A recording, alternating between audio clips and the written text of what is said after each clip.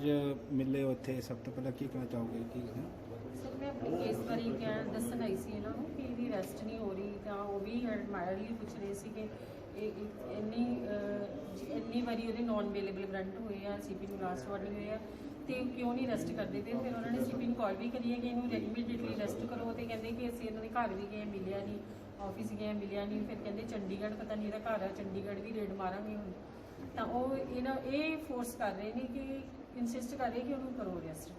ਇਹਨਾਂ ਨੂੰ ਮਿਲੇ ਸੀ ਤੁਸੀਂ ਸਰ ਮੈਂ ਨੈਸ਼ਨਲ ਹਿਊਮਨ ਕਮਿਸ਼ਨਰ ਨੂੰ ਮਿਲੀ ਸੀ ਔਰ ਉਹਨਾਂ ਨੇ ਕਾਲ ਕਰੀ ਹੈ ਸੀ ਕਮਿਸ਼ਨਰ ਨੂੰ, ਪੁਲਿਸ ਕਮਿਸ਼ਨਰ ਨੂੰ ਕਿ ਇਹਨੂੰ ਅਰੈਸਟ ਕਰੋ ਹੁਣੇ, ਇਮੀਡੀਏਟਲੀ ਅਰੈਸਟ ਕਰਨਾ ਚਾਹੀਦਾ ਇਹ ਬੰਦਾ ਕਿਉਂਕਿ ਨੌਨ ਅਵੇਲੇਬਲ ਵਾਰੰਟ ਨੇ ਪੀਓ ਵੀ ਹੋ ਚੁੱਕਿਆ ਅੱਜ। ਤੁਹਾਨੂੰ ਕੀ ਲੱਗਦਾ ਹੈ ਕਿ ਜੋ ਹੁਣ ਮਿਲੇ ਉਹ ਕਿੰਨੀ ਕੁ ਉਮੀਦਾਂ ਜੱਗੀਆਂ ਨੇ ਕਿਉਂਕਿ ਲਗਾਤਾਰ ਤੁਸੀਂ ਸੰਘਰਸ਼ ਕਰ ਰਹੇ ਹੋ? ਸਰ ਉਹ ਪੁਲਿਸ ਮਸ਼ੀਨਰੀ ਦੇ ਰੱਜ ਕੇ ਯੂਜ਼ ਕਰਦਾ ਪਿਆ ਵਾ। ਅਰੈਸਟ ਰੁਸਟ ਕੋਈ ਨਹੀਂ ਹੋਣੀ ਉਹਦੀ, ਹਜੇ ਵੀ ਉਹਨੇ ਹਜੇ ਬਾਰੀ ਘੁੰਮਣਾ ਆ ਕਿਉਂਕਿ ਪੁਲਿਸ 'ਚ ਦਮ ਹੀ ਨਹੀਂ ਹੈਗਾ ਔਰ ਨਾ ਹੀ ਭਗਵੰਤ ਮਾਨ ਦੀ ਸਰਕਾਰ 'ਚ ਦਮ ਹੈ ਇਹਨੂੰ ਫੜ ਸਕੇ ਹੈ ਨਾ।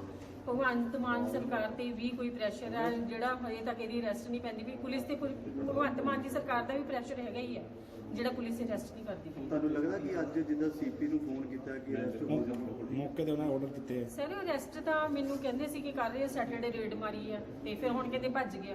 ਪੁਲਿਸ ਕੋਲ ਬਣਨਾ ਹੀ ਇਹ ਆ ਔਰ ਪੁਲਿਸ ਦੀ ਹਿੰਮਤ ਹੀ ਨਹੀਂ ਹੈਗੀ ਉਹ ਬੰਦੇ ਨੂੰ ਫੜਨ ਦੀ। ਪਤਾ ਨਹੀਂ ਕਿਹੜੀਆਂ ਸਰਕਾਰਾਂ ਦੇ ਨਾਲ ਰਲ ਮਿਲ ਕੇ ਉਹ ਪੁਲਿਸ ਮਸ਼ੀਨਰੀ ਦਾ ਮਿਸਯੂਜ਼ ਕਰਦਾ। ਨਹੀਂ ਪਿਛਲੀ ਸਰਕਾਰ ਦੇ ਤਾਂ ਤੁਸੀਂ ਇਲਜ਼ਾਮ ਲਗਾਉਂਦੇ ਸੀ ਵੀ ਕਾਂਗਰਸ ਨਾਲ ਗੱਠਜੋੜ ਆ, ਕੀ ਹੁਣ ਆਮ ਆਦਮੀ ਪਾਰਟੀ ਦੇ ਵੀ ਜਿਹੜੇ ਲੀਡਰ ਨੇ ਉਹ ਮਿਲੇ ਹੋਏ ਨੇ?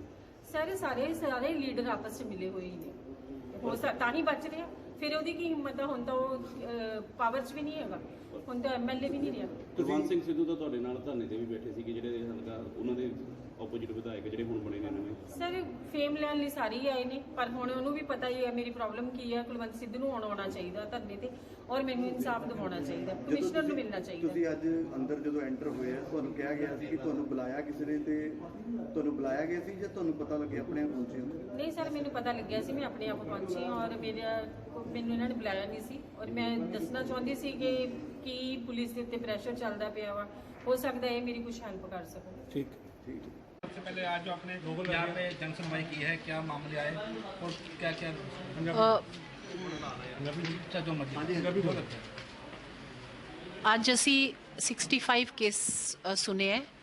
ਅਸੀਂ 170 ਕੇਸ ਲੈ ਕੇ ਆਏ ਸੀ ਜਿਹੜੇ ਜਵਾਬ ਨਹੀਂ ਆਏ ਪੁਲਿਸ ਦੇ। ਲੁਧਿਆਣਾ ਦੇ ਜਿਹੜੇ case C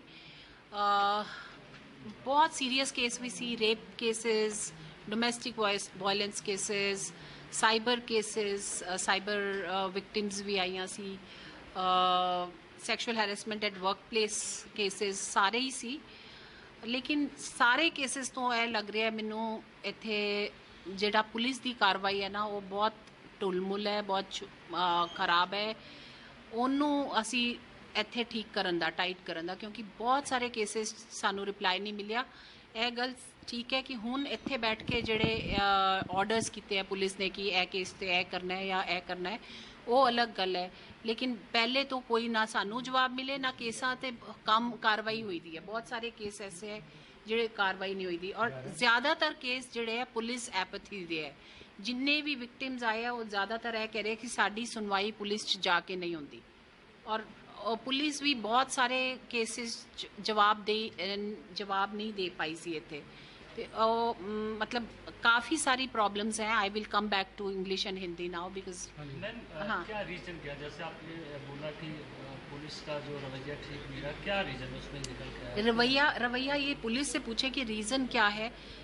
but somehow I think the working of police is not proper here और this is not only मेरे लुधियाना का, it is all over because in Mohali also we've got many cases। बहुत सारे cases मोहाली के भी हैं जो हमारे पास पेंडिंग है और other regions के भी।